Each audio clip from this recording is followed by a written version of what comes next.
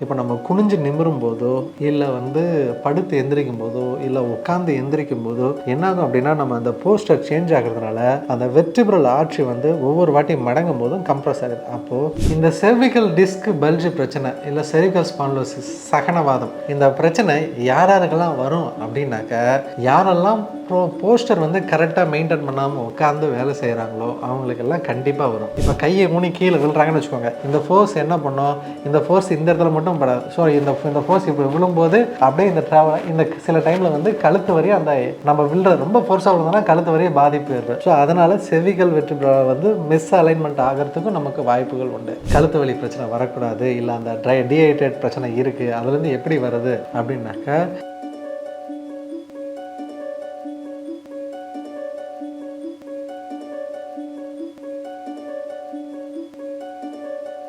Health நேயர்களுக்கு வணக்கம். நான் டாக்டர் சிஎம் சதீஷ்குமார், சித்த மருத்துவர். இன்னைக்கு நம்ம என்ன டாபிக் பார்க்க போகிறோம் அப்படின்னாக்க செர்விக்கல் ஸ்பான்லோசிஸ். செர்விக்கல் ஸ்பான்லோசிஸ் அப்படின்னு நம்ம பேசும்போது என்கிட்ட நிறைய பேர் பேசியிருக்காங்க. சித்த மருத்துவத்தில் நீங்கள் செர்விக்கல் ஸ்பான்லோசிஸ்ன்றீங்க, டிஸ்க் பல்ஜ்ன்றீங்க, நர்வ் கம்ப்ரெஷன்ன்றீங்க, இந்த மாதிரி நிறைய டேர்ம் சொல்கிறீங்க. உண்மையிலே இந்த மாதிரி கிளாசிஃபிகேஷன்ஸ்லாம் சித்த மருத்துவத்தில் இருக்கா? இந்த மாதிரி அறிகுறியெல்லாம் எங்கேயாவது எழுதி வச்சுருக்காங்களா? இல்லை அதுக்கான விளக்கம் என்ன இருக்குது? நீங்கள் எப்படி இதெல்லாம் சொல்கிறீங்க அப்படின்றத நிறைய பேர் புரிதல் இல்லாமல் கேட்குறாங்க. இப்போ எப்படி மாடர்ன் சயின்ஸில் ஒரு டிசீஸ் எடுத்து அதுக்கான சயின்ஸ் அண்ட் சிம்டம்ஸு, அதுக்கான பெத்தாலஜி கண்டிஷன், அதோட குறிகுணங்கள் எல்லாத்தையும் இது பண்ணி எப்படி ஒரு ஃபார்மட் வச்சுருக்காங்களோ அதே மாதிரி நோய் நாடல் அப்படின்ற அந்த இதில் நோய் தொகுப்பில் ஒரு நோய்க்கான அறிகுறி, அதுக்கான பேர், அதுக்கான மருத்துவம் அப்படின்றத சித்தர்கள் எழுதி வச்சுருக்காங்க. இப்போ நாம் cervical disc bulge with nerve compression cervical ஸ்பான்லோசிஸை அந்த காலத்தில் சித்தர்கள் என்ன சொல்லியிருந்தாங்க அப்படின்னாக்கா சகனவாதம் அப்படின்றத சொல்லியிருக்காங்க. அதாவது எவ்வளோ டீட்டெயிலாக எவ்வளோ நுட்பமாக எழுதி வச்சிருக்காங்க அப்படின்னாக்கா அதுக்கு ஒரு பாட்டே இருக்கு.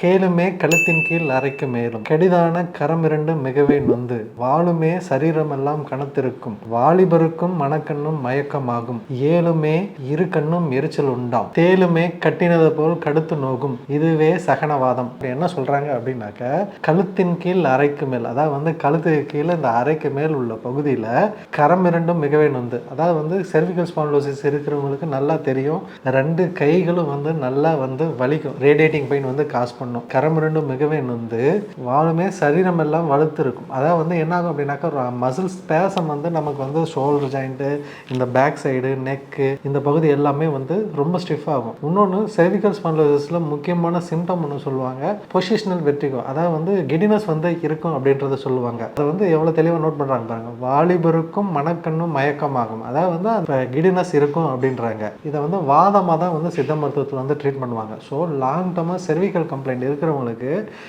கண் எரிச்சல் இருக்கும்.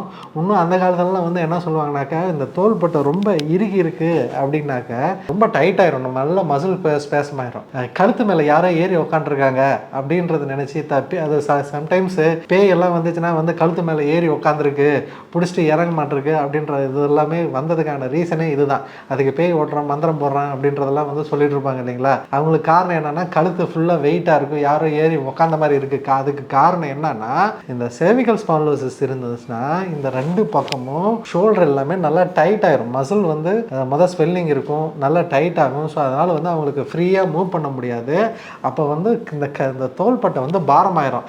அந்த நேரத்தில் அவங்களுக்கு கழுத்து மேலே யாரோ உட்காந்துருக்காங்க அப்படின்றத நினச்சிருப்பாங்க. அதுதான் அவங்க என் மேலே யாரோ உட்காந்துக்கிறாங்க, பேய் பிடிச்ச மாதிரி இருக்குது அப்படின்றதெல்லாம் இதுக்கு பரிகாரங்கள்லாம் பண்ணுறேன்னு சொல்லிட்டு அது அந்த மாதிரி சில எண்ணங்கள் நடந்திருக்கு. ஆனால் சித்த மருத்துவத்தில் இது தெளிவாக மென்ஷன் பண்ணியிருக்காங்க. சகனவாதம், அதாவது கழுத்தில் ஏற்படுற பிரச்சனைகளுக்கு இந்தந்த மாதிரி சிம்டம்ஸ் இருக்கும் அப்படி இருக்கும். தேலுமே கொட்டினதை போல் கடுத்து நோகும், அதாவது இந்த செர்விக்கல் ரேடியேட்டிங் பெயின் இருக்கிறவங்களுக்கு நல்லா தெரியும், கடுன்னு அந்த பெயின் இருக்கும். அந்த ரேடியேட்டிங் பெயினானது நல்லாவே கடுன்னு இருக்கும். ஸோ சித்த மருத்துவத்தில் இப்போ மட்டும் இல்லை, கிட்டத்தட்ட 2000 வருஷத்துக்கு முன்னாடியே நமக்கு அந்த நோயோட கிளாசிஃபிகேஷனை தெளிவாக சயின்ஸ் அண்ட் சிம்டம்ஸு இந்த மாதிரி இருக்கும் அப்படின்றதையும் மென்ஷன் பண்ணி இதுக்கு என்ன பண்ணணும், இதுக்கு எக்ஸ்டர்னலாக தெரப்பி என்ன கொடுக்கும், இன்டர்னலாக என்ன கொடுக்கணும் அப்படின்றதையும் மென்ஷன் பண்ணி வச்சுருக்காங்க. இப்போ எப்படி நமக்கு மாடர்ன் சயின்ஸ்லையும் இதே தான் பண்ணுறோம். ஒரு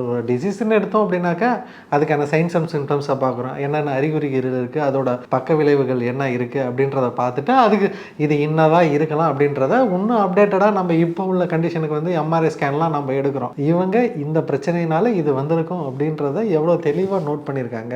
இதுக்கு ட்ரீட்மெண்ட் என்ன அப்படின்னாக்க, இப்போ இந்த கழுத்து வலியானது நமக்கு இந்த மசில் ஸ்பேசம், தோள்பட்டை ஃபுல்லாக ஸ்பேசம் ஆயிருக்குன்னு சொன்னேன் இல்லைங்களா, இது நமக்கு அந்த தேல் கொட்டின மாதிரி கடுத்து நோகும். சில டைமில் வந்து நமக்கு அந்த ரிஸ்ட்டு ஃபுல்லாகவே வந்து நமக்கு கடுக்கடுன்னு இருக்கும், இந்த ரிஸ்ட் வலி இருக்கும். சில டைமில் இந்த 3 விரல்களில் வந்து வலி வந்து நமக்கு தெரியும், சில டைமில் இல்லைன்னா இந்த 2 விரல்களில் வலி தெரியும். இது வந்து ஒன்று லெஃப்ட் சைடில் இருக்கும், ரைட் சைடு இருக்கும். எந்த சைடு வந்து நர்வ் கம்ப்ரெஷன் நமக்கு அதிகமாகுதோ அந்த பகுதியில் வந்து நமக்கு வந்து வலி அதிகமாக இருக்கும். அதுக்கப்புறம் இன்னொரு முக்கியமான சிம்டம் சொல்லியிருந்தாங்க, அதாவது வந்து வாலிபருக்கும் மனக்கண்ணும் மயக்கமாகும். இந்த cervical கம்ப்ளைண்ட் இருக்குது அப்படின்னாவே நமக்கு இந்த முதுகு தண்டுவடத்தில் வெர்டிபிரல் ஆர்டரி வந்து நமக்கு போகுது. அதாவது வந்து நமக்கு முதுகு தண்டுவட வழியா மூளைக்கு சப்ளை பண்ணுறதுக்கு 2 வெர்டிபிரல் ஆர்டரி வந்து சப்ளை ஆகுது.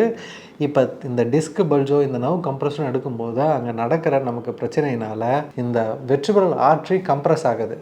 அந்த டிஸ்க் இப்போ நம்ம குனிஞ்சு நிமிரும் போதோ இல்லை வந்து படுத்து எந்திரிக்கும் போதோ இல்லை உட்காந்து எந்திரிக்கும் போதோ என்னாகும் அப்படின்னா, நம்ம அந்த போஸ்டர் சேஞ்ச் ஆகிறதுனால அந்த வெர்டிபிரல் ஆர்டரி வந்து ஒவ்வொரு வாட்டியும் மடங்கும் போதும் கம்ப்ரெஸ் ஆகுது. அப்போது லேக் ஆஃப் பிளட் ஃப்ளோனால, ஆக்சிஜன் பற்றாக்குறையினால நமக்கு கிடினஸ் மாதிரி இருக்கும். இதை வந்து பொசிஷனல் வெர்டிகோ அப்படின்றத சொல்லுவாங்க. இதை தான் அவங்க வந்து சொல்லுவாங்க, வாலிபருக்கும் மனக்கண்ணும் மயக்கமாகும். எவ்வளோ சிம்டம்ஸ் வந்து கரெக்டாக மேட்ச் ஆகுது பார்த்தீங்களா. நமக்கு இப்போ இல்லை, கிட்டத்தட்ட 2000 வருஷத்துக்கு முன்னாடி இந்த நோயோட அறிகுறி என்ன, அதுக்கான சிம்டம் என்ன, அதுக்கான தீர்வு என்னன்றதை பார்க்கலாம். இப்போ சித்த மருத்துவத்தில் இதுக்கு என்ன ட்ரீட்மெண்ட் பண்ணணும் அப்படின்றத சொல்லியிருக்காங்க. இந்த cervical டிஸ்க் பல்ஜ் பிரச்சனை இல்லை cervical spondylosis சகனவாதம், இந்த பிரச்சனை யாருக்கெல்லாம் வரும் அப்படின்னாக்க, யாரெல்லாம் போஸ்டர் வந்து கரெக்டாக மெயின்டைன் பண்ணாமல் உட்காந்து வேலை செய்கிறாங்களோ அவங்களுக்கெல்லாம் கண்டிப்பாக வரும். ப்ளஸ் வந்து ஏஜ் ரிலேஷன் டீஜென்ரேஷன்னாலையும் வரலாம். இப்போ ஐடி ப்ரொஃபஷன்ஸில் இருப்பாங்க, உட்காந்து அப்படியே சிஸ்டமே பார்த்துட்டு இருப்பாங்க. அப்போ என்ன ஆகும் அப்படின்னாக்கா, இந்த கழுத்து வந்து இப்படி முன்பக்கமாக பெண்ட் பண்ணி தான் இப்படி உட்காந்துருப்பாங்க. அந்த மானிட்டர் வந்து கீழே தான் இருக்கும். ஸோ வியூவோட இது வந்து நமக்கு கீழே இருக்கும். அப்போ ஆட்டோமேட்டிக்காக என்ன ஆகும் அப்படின்னாக்க, இந்த வெர்டிபிரல் காலம் ஃப்ளக்ஸ்டு பொசிஷனில் வந்து நமக்கு அதிக நேரம் இருக்கிறதுனால அந்த போதுமான பலு இல்லாதனால அந்த கம்ப்ரெஷன் வந்து நமக்கு ஏற்படும், வெர்டிபிரல் கம்ப்ரெஷன் வந்து ஏற்படுது. இன்னும் சிலருக்கு வந்து என்ன ஆகும், கீழே விழுந்து அடிபட்டதுனால, இப்போ கையை ஊனி கீழே விழுறாங்கன்னு வச்சுக்கோங்க, இந்த ஃபோர்ஸ் என்ன பண்ணும், இந்த ஃபோர்ஸ் இந்த இடத்துல மட்டும் படாது. ஸோ இந்த ஃபோர்ஸ் இப்போ விழும்போது அப்படியே இந்த சில டைமில் வந்து கழுத்து வரையும் அந்த நம்ம விழுற ரொம்ப ஃபோர்ஸாக விழுந்தோம்னா கழுத்து வரையும் பாதிப்பு ஏற்படும். ஸோ அதனால செவிகல் வெர்டிபிரா வந்து மிஸ் அலைன்மெண்ட் ஆகிறதுக்கும் நமக்கு வாய்ப்புகள் உண்டு. லாங் ட்ராவல் பண்ணுறவங்க, பைக்கில் 2 வீலரில் அந்த மாதிரி இருக்கிறவங்க, அதிகமாக ட்ராவல் பண்ணுறவங்க, ப்ளஸ் வந்து வெயிட் அதிகமாக தூக்கி வேலை செய்கிறவங்க, இந்த மாதிரி இருக்கிறவங்களுக்கெல்லாம் இந்த ப்ராப்ளம் வந்து ரொம்ப காமனாக வரதுக்கு வந்து வாய்ப்பு உண்டு. அதுக்கடுத்தது வந்து மெயினாக age related problem. Maximum age related problem வந்து செர்விக்கல் டீஜென்ரேஷன், அந்த கழுத்தெலும்பு தேய்மானங்கள் வந்து ஏற்படுறதுனால அந்த டிஸ்க் வந்து வலுவிழந்து அவங்களுக்கு கழுத்தெலும்பு தேய்மானம் வரும். இதில் நர்வ் கம்ப்ரெஷன் நமக்கு ஏற்படும் போது தான் இந்த ரேடியேட்டிங் பெயினை வந்து நமக்கு காஸ் பண்ணுது. அதுக்கடுத்தது ரொம்ப காமனாக வேறு யாருக்கு வருது அப்படின்னாக்கா, டைலர் குனிஞ்சே உட்காந்துட்டு கட் பண்ணுறது, இந்த மாதிரி வேலைகள் வந்து செய்கிறதுனால ரொம்ப காமனாக டைலரிங் ஜாப் செய்கிறவங்களுக்கும் இது வந்து ரொம்ப காமனாக வந்து வருது. இந்த மாதிரி செர்விக்கல் டிஸ்க் பிரச்சனை வரக்கூடாது அப்படின்னாக்க சின்ன சின்ன எக்ஸசைஸ் மட்டும் அவங்க ரெகுலராக ஃபாலோ பண்ணிட்டு இருந்தாங்கன்னாவே போதும், அவங்களுக்கு இந்த செர்விக்கல் கம்ப்ளைண்ட் வந்து வராது. இப்போ நம்ம சொல்லியிருந்தோம், இந்த டிஸ்க் பல்ஜ் இந்த வெர்டிபிரல் காலம் மிஸ் அலைன்மெண்ட் ஆகிறதுனால தான் இந்த செர்விக்கல் டிஸ்க் பல்ஜ் வருது, அதில் கூட நர்வ் கம்ப்ரெஷன் ஏற்படுது. இல்லைன்னா இந்த டீகம்ப்ரெஷன் ஏதாவது வந்து கம்ப்ரெஸ் ஆகிறதுனால தான் வந்து நமக்கு அந்த செர்விக்கல் இதில் வந்து பிரச்சனை வருது. இந்த செர்விக்கல் போனை நம்ம எவ்வளோக்கு எவ்வளோ எக்ஸசைஸ் கொடுக்கணும், அதாவது வந்து நமக்கு இந்த வெர்டிபிரல் காலம் எவ்வளோக்கு எவ்வளோ மூவ்மெண்ட் கொடுத்து ஃப்ளெக்சிபிளாக வச்சுக்கிறோமோ அவ்வளோக்கு எவ்வளோ இந்த முதுகு தண்டுவடத்திலே வந்து பிரச்சனை வராது நம்ம பார்த்துக்க முடியும். அதே மாதிரி தான் கழுத்து எலும்புகளை வந்து வலுப்படுத்துறதுக்கு வந்து நிறைய வந்து எக்ஸசைசஸ் இருக்குது. ஒன்றும் இல்லை, இப்போ நம்ம கழுத்தை வந்து ரொட்டேட் பண்ணுறோம் இல்லைங்களா, இந்த கழுத்தை ரொட்டேட் பண்ணி சில டைமில் வந்து நம்ம எக்ஸசைஸ் பண்ணும்போதே ஆட்டோமேட்டிக்காக என்ன ஆகும் அப்படின்னாக்கா, இந்த வெர்டிபிரல் காலம் வந்து நல்ல ஃப்ளெக்சிபிளாக மூவ் ஆகும். அப்போ கம்ப்ரெஸ் ஆகிருந்தால் கூட நமக்கு அவ்வளோ சீக்கிரத்தில் வந்து அப்படி ஃபிக்ஸ் ஆகாது, அது வந்து நமக்கு டீகம்ப்ரெஸ் ஆகும். அதுக்கடுத்தது என்ன பண்ணுவாங்க அப்படின்னாக்கா, சைடு அந்த டேர்ன் பண்ணுற எக்ஸசைசஸ் இருக்குது இல்லைங்களா, நம்ம இது நமாஸ் பண்ணும்போது இது பண்ணியிருப்பாங்களா, கழுத்து இப்படி எடுத்து இப்படி திருப்புறாங்க இல்லைங்களா, இதுவுமே வந்து இந்த செர்விக்கல் வெர்டிபிரல் காலம் நல்லா ஃப்ரோஷன் ஆகிறத வந்து தடுக்கும். அதனால் வந்து அது வந்து ஃபியூஸ் ஆகாது. ஸோ அந்த மாதிரி இருக்கும்போதும் அவங்களுக்கு அந்த நர்வ் கம்ப்ரெஷன் வந்து அவ்வளோ சீக்கிரத்தில் வந்து வரதில்லை. ஸோ இந்த எக்ஸசைசஸ் வந்து ரெகுலராக பண்ணோம். ப்ளஸ் வந்து உணவு முறை வந்து கரெக்டாக வந்து மெயின்டைன் பண்ணும். ஏன் அப்படின்னாக்க அந்த 2 வெர்டிபிரல் காலத்துக்கு இடையிலும் இன்டர் வெர்டிபிரல் டிஸ்க் அப்படின்றது இருக்குது. அந்த டிஸ்க்கு டீஹைட்ரேட் ஆகும். அதில் இருக்கிற சக்தி வந்து கம்மியாகிறதுனால தான் வெர்டிபிரல் காலம் வந்து கம்ப்ரஸ் ஆகுது. ஸோ உணவு முறையில் அதை வந்து ஹைட்ரேட்டாக வச்சுக்கிறதுக்கு வந்து நம்ம என்ன பண்ணணும் அப்படின்னாக்க நல்ல நெய்ப்பு தன்மை உள்ள உணவுகளை வந்து நம்ம இது பண்ணணும். அதுக்கு தான் சொல்லுவாங்க, அதாவது வந்து ஜாயிண்ட்டுகள் வந்து வறண்டு போச்சுனாவே அதை தடுக்கிறதுக்கு நம்ம இந்த ஆட்டுக்கால் சூப்பு, நாட்டுக்கோழி சூப்பு, இந்த மாதிரியான புரோட்டீன் சார்ந்த உணவுகளை எடுக்கும்போது இந்த வறட்சி வந்து நமக்கு கம்மியாகும். இல்லை சார் நான் நான்வெஜிடேரியன் சாப்பிட மாட்டேன், எனக்கு வந்து ஆனால் வந்து கழுத்து வலி பிரச்சனை வரக்கூடாது, இல்லை அந்த டீஹைட்ரேட் பிரச்சனை இருக்குது, அதுலேருந்து எப்படி வருது அப்படின்னாக்கா வல்லாரைக்கீரை வந்து ரொம்ப நல்லது. அதாவது வந்து வல்லாரைக்கீரையை வந்து நரம்புறமாக்கி செய்கை உண்டு. அதனால தான் வந்து அதை ஞாபக சக்திக்கு வந்து நம்ம வந்து பயன்படுத்துகிறோம். வல்லாரைக்கீரையை வந்து ரெகுலராக இது பண்ணோம். அதுக்கடுத்தது வந்து பிரண்டையில் இருக்கிற உப்புகள் வந்து அதில் இருக்கிற கால்சியம் வந்து ரொம்ப உடம்புக்கு நல்லது. ப்ளஸ் வந்து ஜாயிண்ட்டுகள் வந்து வறட்சி அடைகிறத வந்து தடுக்கும். அதுக்கடுத்தது வந்து குங்குளியம் அப்படின்னு சொல்லிட்டு பார்த்தீங்கன்னாக்கா அந்த மருந்து கடையில் அந்த சாம்பிராணி புகையெல்லாம் புகை போகிறதுக்கு வந்து கோயில்கள்லாம் வந்து யூஸ் பண்ணுவாங்க.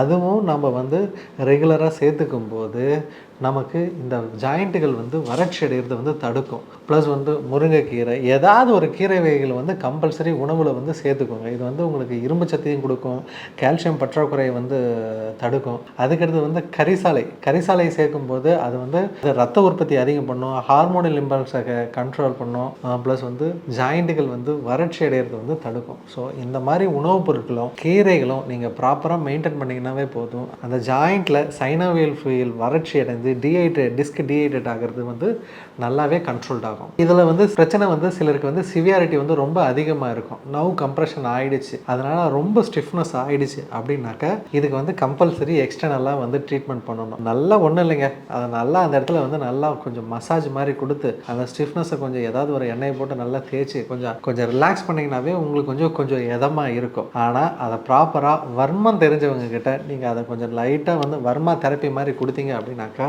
உடனே வந்து உங்களுக்கு அந்த பெயின் ரெடியூஸ் ஆகிறது நல்லாவே தெரியும்.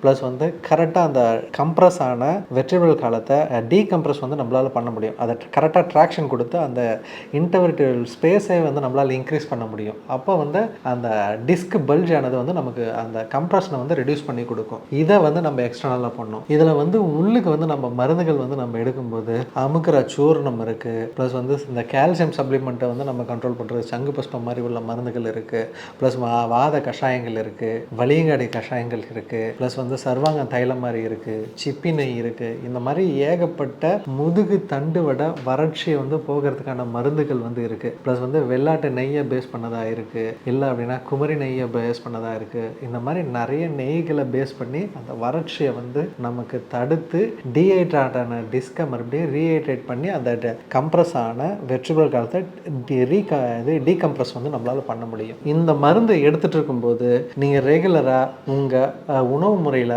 முடக்கத்தாக்கரையும் பிரண்டையும் வந்து ரெகுலராக சேர்த்துட்டு வந்தீங்கன்னாவே போதும். உங்களுக்கு அந்த மேக்ஸிமம் இந்த டீஜென்ரேஷனால் வர பிரச்சனைகள் வந்து கண்ட்ரோல் ஆகும். அதுக்கப்புறம் ஃபுட்டில் வந்து என்ன பண்ணுங்க அப்படின்னாக்க இந்த நெய்ப்புத்தன்மை சார்ந்த உணவுகளை வந்து நீங்கள் எடுத்துக்கணும். பால், தயிர், மோர், வெண்ணெய் இதெல்லாம் கொஞ்சம் ரெகுலராக எடுத்துக்கோங்க. பன்னீர் எடுத்துக்கலாம் வெஜிடேரியன் இருந்தால், இல்லை வந்து நான் வெஜிடேரியன் சாப்பிட்றவங்க வந்தால் அசைவ உணவுகள் வந்து ஆட்டுக்கறி எடுத்துக்கலாம், முதுகு தண்டோட சூப்பு சாப்பிட்லாம். அதுக்கடுத்து வந்து சிக்கன் இதெல்லாம் வந்து நிறைய கொஞ்சம் எடுத்துக்கிட்டிங்கனாக்கா ரொம்ப நல்லது. மீன்களும் எடுத்துக்கோங்க. அது உங்களுக்கு தேவையான கால்சியத்தை வந்து கண்டிப்பாக கொடுக்கும். இதை மட்டும் ஃபாலோ பண்ணிங்கன்னாவே போதும். கழுத்து தண்டோட பிரச்சனை வந்து முழுமையாக வெளியில் வர முடியும். இதே மாதிரி இன்னொரு பதிவில் உங்களை சந்திக்கிறேன். நன்றி, வணக்கம். இந்த வீடியோ உங்களுக்கு பிடிச்சிருந்தா லைக் பண்ணுங்க, ஷேர் பண்ணுங்க, கமெண்ட் பண்ணுங்க. மறக்காம ஹெல்த் கஃபே தமிழ் சேனலை சப்ஸ்கிரைப் பண்ணிட்டு பெல் பட்டனை கிளிக் பண்ணிடுங்க.